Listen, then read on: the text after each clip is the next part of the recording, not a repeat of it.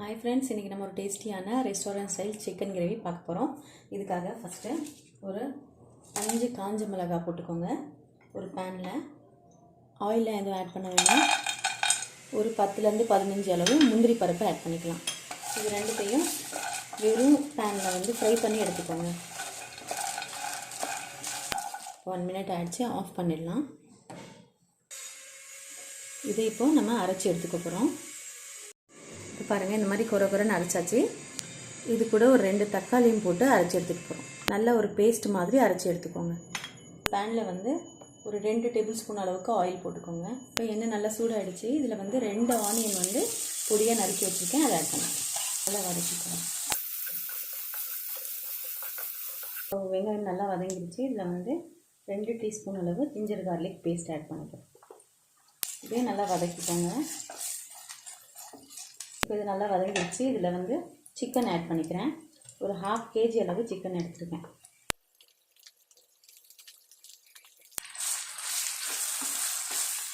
சிக்கனை சேர்த்ததுக்கப்புறம் நல்லா வதக்கிக்கோங்க. ஒரு 2 மினிட்ஸ்க்கு வதக்கணும்னா சிக்கன் வந்து ஓரளவுக்கு இந்த ஒயிட் கலராக சேஞ்ச் ஆயிரும். அந்த நேரத்தில் மசாலா ஆட் பண்ணிக்கலாம். 1/2 டீஸ்பூன் அளவு மஞ்சள் ஆட் பண்ணிக்கலாம்.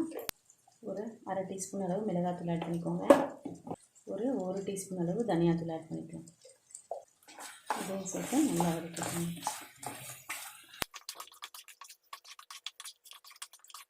பாருங்க, 2 மினிட்ஸ்க்கு நல்லா வதக்கி வச்சு எண்ணெய்லாம் பிரிஞ்சு வர ஆரம்பிச்சிச்சு. இந்த ஸ்டேஜில் நம்ம வந்து சால்ட் ஆட் பண்ணிக்கலாம். தேவையான அளவு சால்ட் ஆட் பண்ணிக்கோங்க. இதையும் நல்லா மிக்ஸ் பண்ணிக்கோங்க. அரைச்சி வச்சுருக்கிற பேஸ்ட்டை இதில் ஆட் பண்ண போகிறோம். இந்த மசாலா சேர்த்ததுக்கப்புறம் இது நல்லா வதக்கிக்கோங்க.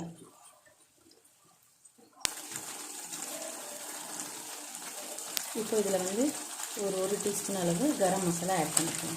ஆட் பண்ணி மிக்ஸ் பண்ணிக்கோங்க. இப்போ இதில் ஒரு 1 கப் அளவு தண்ணி ஆட் பண்ணிக்கோங்க.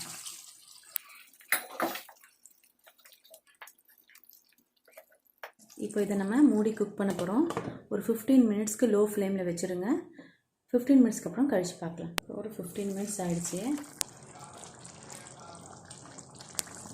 சிக்கன் எல்லாம் நல்லா இது ஆகிடுச்சு.